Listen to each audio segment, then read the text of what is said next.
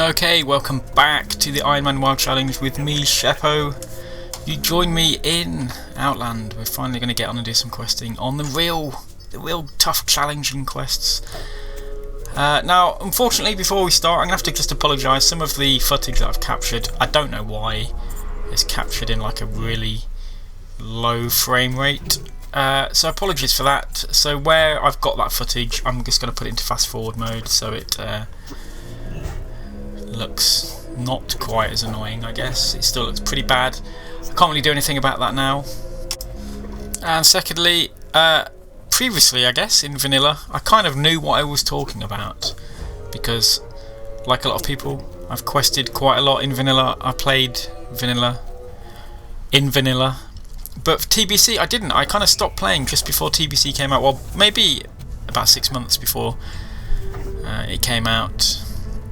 But I didn't play through this at all when it was relevant content, unfortunately. Now, I'm sure those of you that did will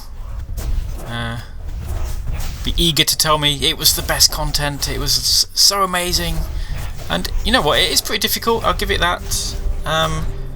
For example, soloing raid content in TBC, I think, it's a lot harder than some of the stuff I tried to solo in ICC, yeah, so that's and NAX and stuff like that. So definitely the content was harder, without a shadow of a doubt. If I can't solo it, it's easy at level 85, then it's probably going to be harder to do with actual raid teams at level 70 as well. But that said, I don't really know a lot about the storylines that we've got coming up, and I'm not sure really how much time I want to spend talking about them anyway. As we level up further and further, it's going to take us longer and longer to ding. I add an add-on later on that gives a little time. It's going to take me to level up, and it's good. It's a good little thing to keep an eye on per level because, like I say, it does. Oh, what the fuck's going on there? Wow. Yeah, it will get longer and longer, so I don't really want to spend too much talking about quest and reading out quest text. I'll try and leave it up for a few seconds. If you're massively interested in that kind of stuff, feel free to pause it and read that text. But as for this first little segment of video, I think for the most part I'm basically saying, you know, from what I do remember of leveling in this zone at the end of TBC, because I did start playing again towards the end, but literally had a chance to level from 70 to 80 before Wrath of the Lich King was released. So it's kind of like in the last month or so of TBC. But it was pretty tricky, I'll give it that. Some of this stuff here was, I mean, I was a much worse player back then. Some would argue I'm still pretty bad. That pull, for example, was not a good pull. But, and I know it has been nerfed a lot since then. The amount of XP you need to require has taken a massive hit, so I mean, that's good for people doing the Iron Man challenge. But also, I think there has been a big nerf to how much damage things does and how much health they have. I don't know when that was, but back in the day I had a lot of difficulty, especially with these starting quests, because I mean I came here, I would have been level 60 I guess on my warlock. That was my initial toon, and I was not very good on my warlock, and of course they change. Warlocks have gone through some massive changes through the history of the game, and picking one up now, if you've never played warlock since vanilla, is just impossible. It's and this is, I can understand Blizzard's argument about, you know, if you've got a level 85, we don't want to give you another level 85 because leveling is all about learning how to play the class, which is fair. That's a fair point. Warlocks I find quite tricky to play, for example. But coming here on my hunter, it was pretty tricky. But actually, these first few quests weren't that tricky on the Iron Man challenge. We've got enough kind of CC and utility now that we can deal with 3-4 mobs at most. Anything more than that and it starts to get a little bit hairy. And we do have a couple of instances of that I can remember, because this was recorded about a month ago now that I'm editing this stuff together. There are a couple of instances that I can remember where we had a bit of difficulty, but nothing too major. Again, I don't want to give away what I've alluded to in the previous episode, but we do pretty good in this zone, if I'm being honest with you. So these starting quests, we've got these kind of bone chewer orcs. For those of you that don't know, Outland, and you know what, I might get this wrong, but I think Outland was Draenor. Is that right? And that's where the orcs originate from. So if we get to Nagrand, there'll be a big story about Thrall. I remember there being a quest about him, for example. But I don't really know what the relation to these orcs in this zone are compared to the Horde. But we don't like them and we want them dead. And the technical issues continue into the next file. This is essentially what happened with my recording software. If WoW crashes whilst I'm recording, it corrupts the file that I was recording, and that's what's happened here. I had a session that kind of continued off from a few seconds ago up until halfway through level 60, so that included going and buying my mounts and doing a couple more quests, and that got lost as well, so it's a bit of a nightmare. As I remember it, nothing particularly interesting was lost. Specifically nothing where, you know, I struggled with a quest or anything. But again, sorry about that. These things happen. So we're here now. I think this is kind of like the real start of the Burning Legion side of the quest lines that we have in TBC. Again, I don't know a massive amount about the TBC. Sorry, the Burning Legion storyline and the motives and whatnot. The only thing I really know about them is that they are to do with kind of like a demonic force that goes between planets, and basically they're kind of like the opposite of the Titans. The Titans try and bring order and intelligence to planets, and the Burning Legion do exactly the opposite. They go and they just try and create chaos and destruction wherever they go. And now I think, like I said, this was Draenor. Again, correct me if I'm wrong. And they've basically torn the entire planet asunder. It's now just a floating rock part of Outland, and so I'm assuming the Burning Legion were successful in their plan to destroy this planet. We've still got quite a lot of them left here though, and there's lots of portals and whatnot that we're going to see through, kind of like the rest of the expansion. I'm not sure how far we're going to play through the expansion. There are some difficult quests relating to that in this zone, and specifically I can remember a couple more in Nagrand that are quite tricky. I don't really remember much about them since, other than that. I know there are some daily quests up in one of the other zones which we might have to call upon to get a lot of XP later in the expansion. But this quest here, we've just got these little worker dudes that we need to kill. I was just explaining why I can't see the cooldown on my men pet ability. I can't see the duration of the buff that's there, which is a bit of a pain. It's not the end of the world. I was trying to see if I could fix it by using focus on my pet. But anyway, that's that quest done. That wasn't that tricky. We've just got the worker to kill. And I think we had a named mob that I had to kill as well, which I had done in the video that was corrupt. So let's hand those in. There's a lot of toing and froing between bases in this zone. It's one thing that they've definitely fixed in Cataclysm, is that you can remotely hand some quests in now, which is a massive time saver. Quick flash up of my talent screen there, just so you can see there was nothing on it. And the next quest we're going to go and do is we've got to torch these two kind of tanks we've got here. Very simple quest. Now you have to remember that at the launch of TBC, you couldn't fly in this zone until you were level 70. So it was actually a bit of a ball ache getting over here and getting within range of these tanks to actually torch them. As I remember it, and I could be wrong, I'm going to be saying I could be wrong a lot, and I apologise for that, but I think the mobs down on the road that you can see there, the Path of Glory, I vaguely remember those being elites upon launch, or at least for the length of TBC being current content. They're not anymore. They're a little bit higher level, but I do remember going down there and getting my ass kicked by them a number of times.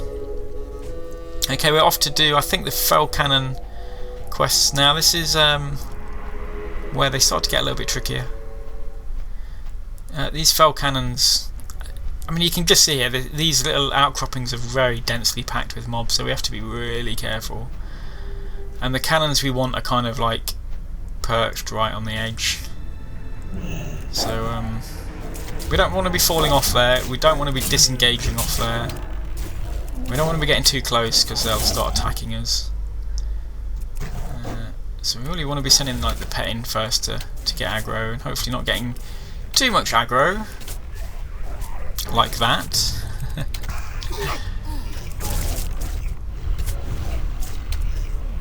It's fine, there's nothing we can't deal with.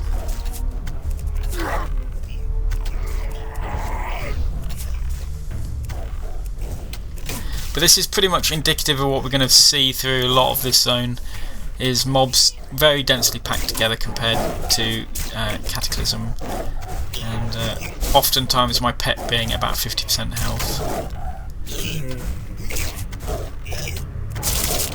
Poor little fella does take a massive beating.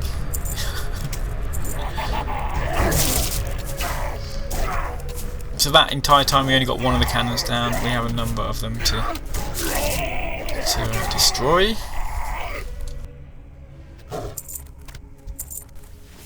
Okay, so let's continue on. We only managed to get one of those down, so we need to really, I wouldn't say speed up, but one of the things I'm always cautious about when we're going slowly is about things respawning, so let's get on, let's get that another one attacked. Of course there's that demon there who's looking pretty close.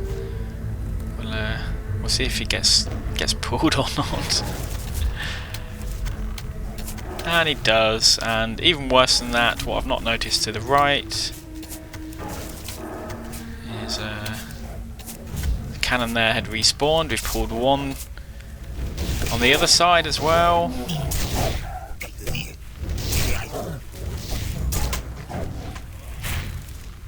And I'm getting out of there. I've got Feign Death on cooldown.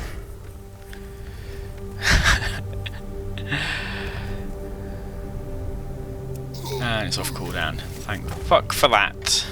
Right, at that point, understandably, I'm a little bit worried. We're going to see what else we can do quest-wise before then. Well, maybe we'll have another go at that, but on this different outcropping. But we'll revive our pet first. Let's see how we do on this one. They seem to be really tightly packed together on that outcropping there, so there's a number of those guns dotted around. This one's maybe looking a little bit better. We have got a Razor Jaw, whatever he was called, just coming in. Should be fine.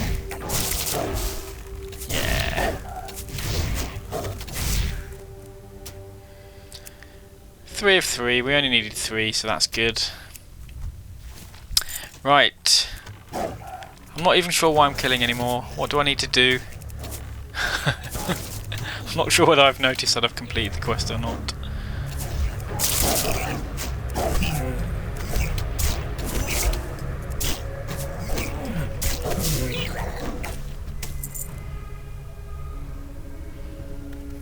Okay, we managed to get a couple of grey items there, but nothing of use. And I genuinely think I hadn't noticed I'd gotten all of the cannons down, so just wasting time, really.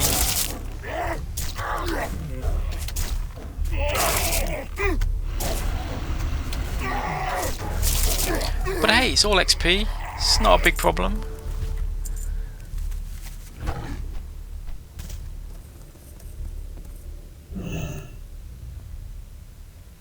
One little...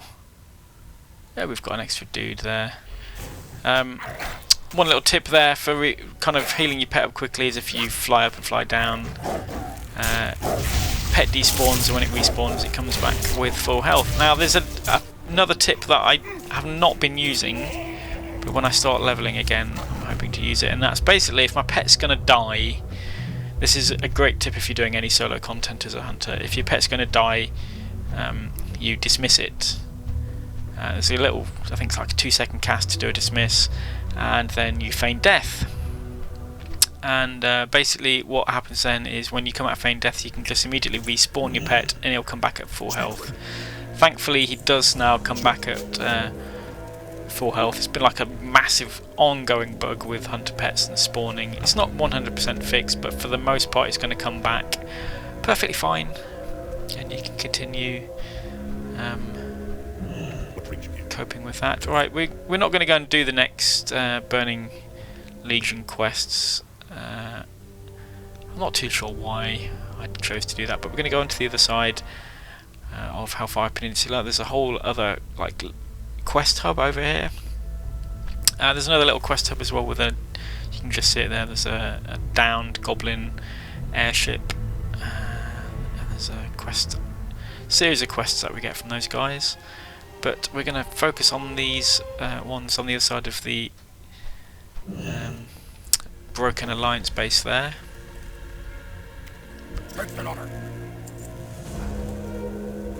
And we get a number of quests from here, and they're all relatively simple.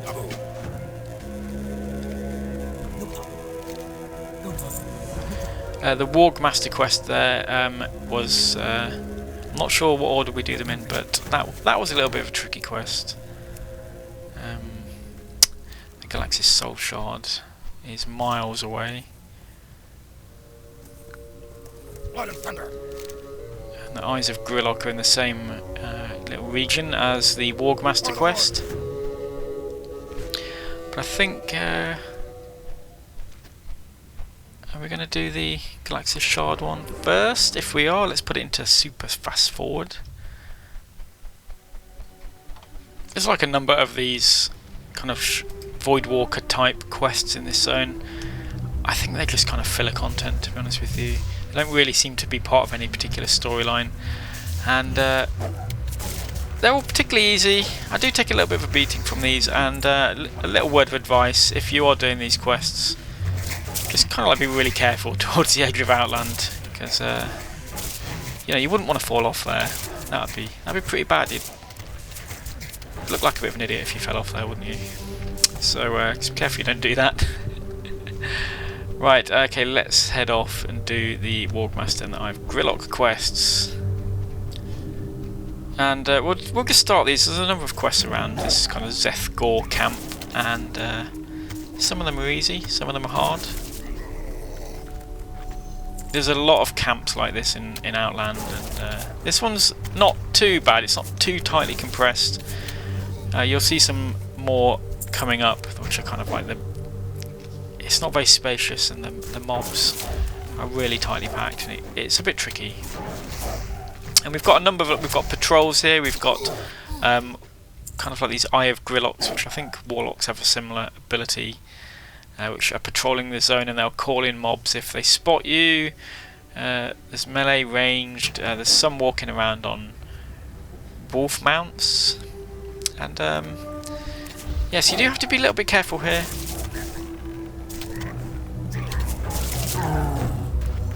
At the minute we're just picking up these Bleeding Hollow torches, which we need later for when we are going to set fire to some of these huts.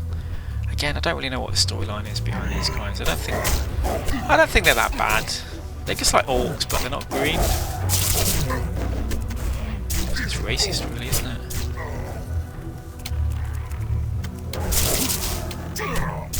So we've got these barracks to burn, and I struggled here. There's one of the eyes there, Eye of Grillock.